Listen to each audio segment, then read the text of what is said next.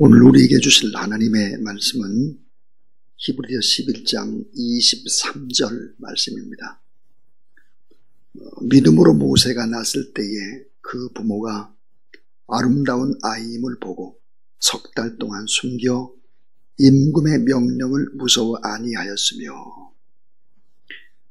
오늘 저는 죽음을 초월하는 예배, 그런 제목으로 두 번째 하나님의 말씀을 나누겠습니다. 나폴레옹이 이탈리아와의 전투에서 대패를 하게 되었는데 그 전투에서 대패한 이유를 자세히 조사를 해봤다고 합니다. 백전노장인 나폴레옹의 패배한 이유는 뭘까?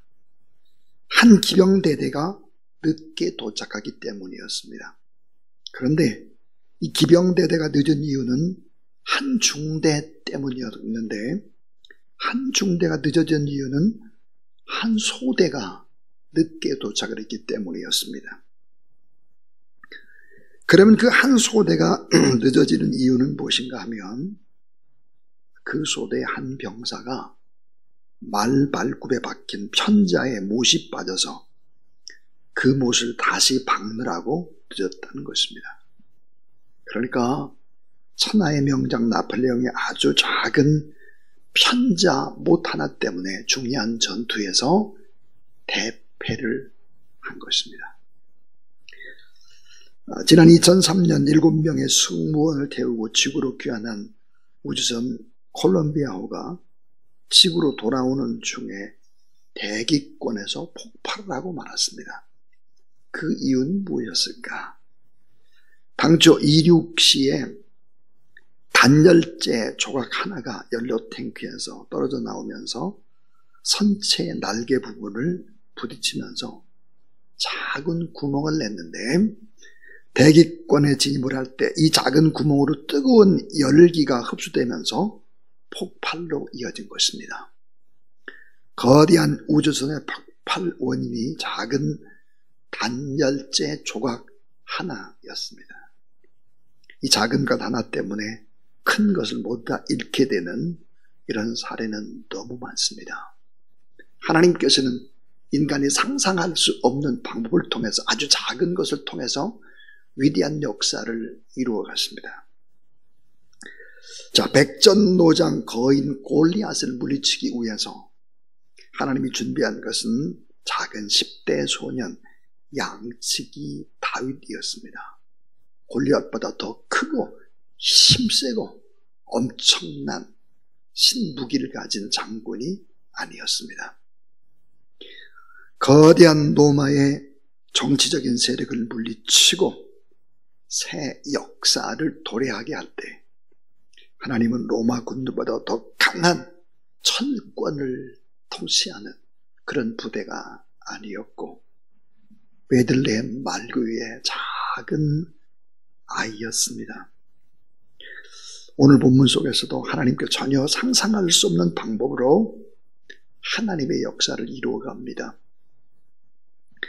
자, 오늘 말씀은 출애굽기 바로의 이 왕이 이스라엘 백성들 말살 정책에 두려움을 떨고 있는 바로 이스라엘 백성들을 죽인 데서 이들을 구출해내는 하나님의 방법, 하나님의 전략, 그 하나님의 역사는 무엇으로 시작이 됐을까?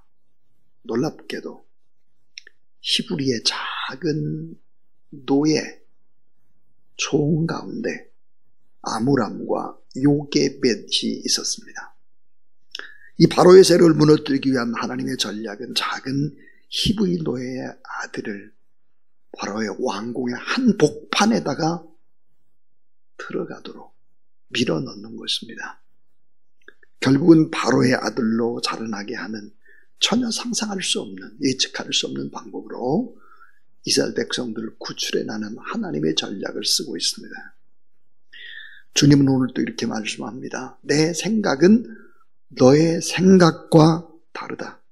그러므로 오늘도 하나님의 말씀 앞에 귀를 기울이고 하나님의 뜻이라고 할 때 그 뜻을 붙잡고 내 삶에 아주 작은 것이라도 적용하게 될 때 하나님의 놀라운 역사를 이룰 수 있다라고 하는 것입니다. 자, 오늘 본문 속에는 죽음과 두려움의 시대, 생명을 말살하는 바로의 철권 통치 시대에 인간이 태양의 신이 되어서 숭배를 강요하는 시대입니다. 이 모든 어려움을 이기고 인생의 미션, 역사의 미션을 훌륭하게 성취한 한 부모의 이야기로 시작이 됩니다. 자, 바로 모세의 부모인 아므람과 요게벳의 이야기입니다. 자, 이 바로라는 왕이 애굽의 통치자였을 때 바로는 이스라엘 백성들이 번성하는 것, 이게 애굽에 큰 위협이 된다라고 하는 사실들을 생각해냅니다. 급기야 이스라엘 민족이 아들을 낳으면 모두 죽이라는 끔찍한 명령을 내린 거죠. 대학살이었습니다. 만일 이 명령에 불복종하면 그 부모뿐만 아니라 친척들까지 다 살아나지 못하도록 죽이라고 했습니다. 이 공포의 시대, 부모와 자식을 분리하는 시대, 부모 자신의 죽음뿐만 아니라 어린 생명의 죽음을 맞이하는 이런 시대입니다. 이런 시대에 산의 아이 모세를 키운다고 하는 것은 부모가 단순히 결심해서 되는 문제는 아닐 것입니다. 그래서 오늘 말씀에 바로 그 큰 결심을 하게 한 것이 하나님을 향한 믿음의 결단이었다. 죽음을 초월하는 결단, 죽음을 초월하는 예배, 죽음을 초월하는 기도가 있었기 때문이다.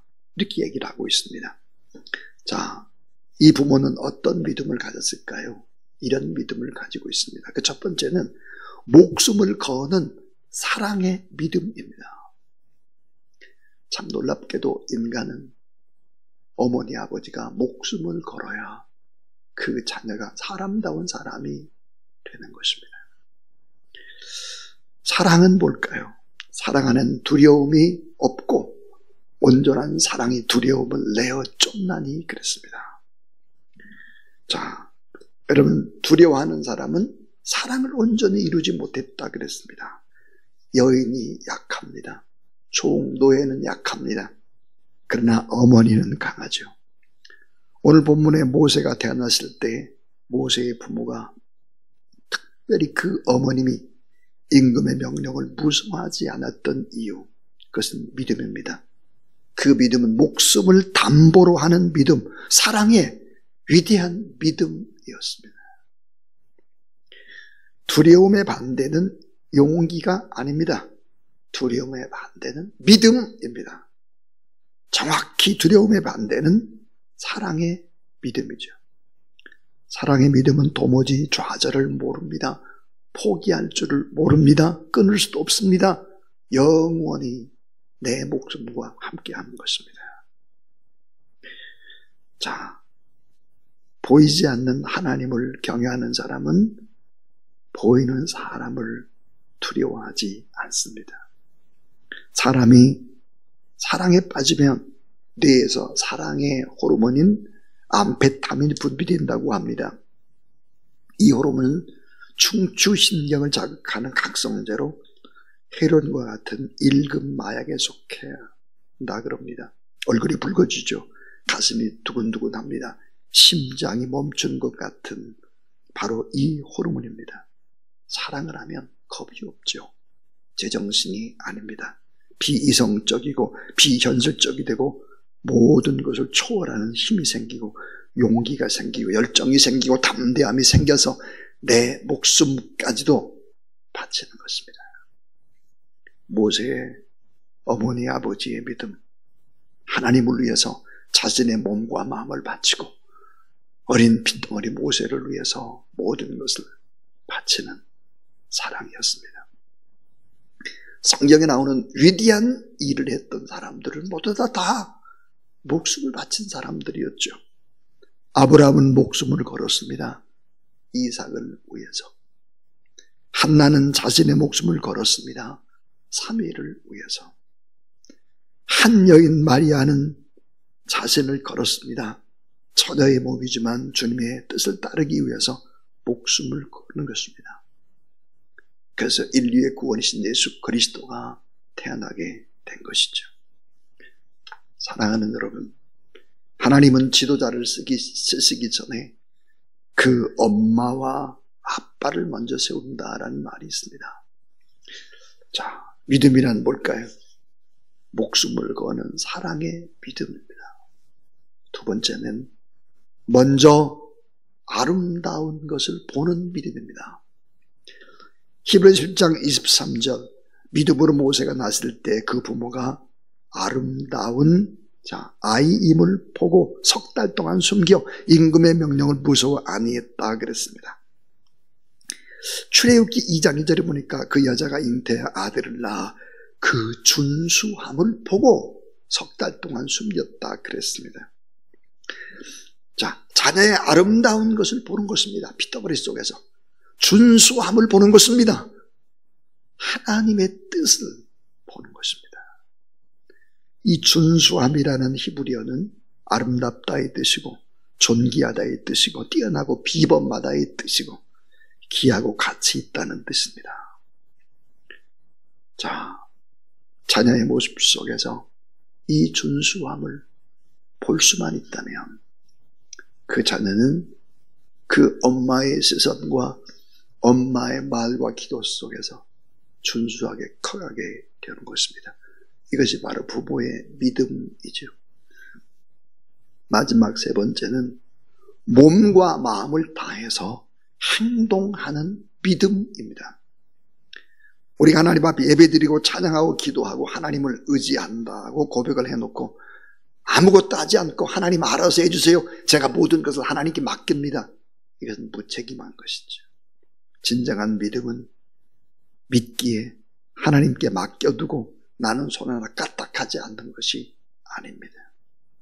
최선을 다해서 행동하는 것이죠. 사랑하기 때문에 행동하는 것입니다. 오늘 본문 속에서 모세의 부모는 모든 것이 하나님의 손에 있다는 것을 믿었습니다. 하나님이 주권을 철저히 믿었습니다. 동시에 모든 것이 내가 맡은 일인 것처럼 최선을 다했다 하는 것입니다. 석 달 동안 숨겼습니다. 인간인 부모가 할 수 있는 최고의 시간, 석 달 최선을 다했습니다. 사실상 아이들이 100일이 지나게 되면 그래도 잠도 잘 자고 고개를 저들고 감정의 표현이 완연해지면서 혼자 웃기도 하고 결국은 웃음소리가 커져가는 것이고 울음소리가 우렁차기 시작을 합니다. 출애굽기 2장 3절, 더 숨길 수 없이 대매라고 했습니다. 모세의 부모 그들의 최선은 여기서 끝나지를 않습니다. 갈대 상자의 방수제 역할을 하는 역청과 나무 짓는 집에서 나일강에 띄우는 것입니다. 그리고 끝난 것이 아닙니다. 그 누이를 통해서 어떻게 되는가를 알려고 멀리 서서 지켜보고 있었다 그랬습니다. 최선을 다했습니다. 그리고 지켜보는 것입니다. 최선의 믿음은 최선의 행동을 하고 최선의 땀 흘림은 기적을 낳습니다. 믿음으로 모세의 부모는 모세가 낳았을 때 최악의 상황에서 할 수 있는 최선을 다했습니다. 오늘 말씀에 갈상자 그랬습니다. 갓대상자. 히테바라는 히브리어인데요. 이 말은 노아의 방주와 같은 단어입니다. 노아의 방주를 교회라고 한다면 모세의 부모가 만든 갈상자는 방주와 같은 단어요. 오늘날로 말하면 교회를 의미합니다. 인간의 육신을 가진 부모가 최선을 다해야만 하지만 그러나 그것만 가지고는 너무 부족합니다. 그래서 교회 공동체 안에다가 갈상자에다가 그 자녀를 맡기는 것입니다. 자, 여러분, 갈상자에 치렀던 역청은 무엇일까? 많은 사람들이 그것은 예수 그리스도의 십자가의 보혈을 의미한다 그래요. 결국은 하나님의 주권적인 역사와 섭리가 있음을 알고 교회의 자녀를 맡기는 것입니다. 사랑하는 여러분, 오늘 이 본문의 말씀 속에서 우리는 참 무서운 시대에 이 죽음을 초월하는 예배자, 죽음을 초월하는 그런 부모, 믿음으로 행동하는 부모를 보았습니다. 오늘 이 시대에 많은 다음 세대들이 방황하고 갈등하고 있습니다. 그러나 우리 부모가 되어 조용히 나는 모세의 어머니와 아버지인가를 돌아보십시오. 그리고 여러분의 자녀를 모세와 같이 또 한나와 같이 룻과 같이 그렇게 키워내는 복된 가정 다 되시기를 주님의 이름으로 축원합니다.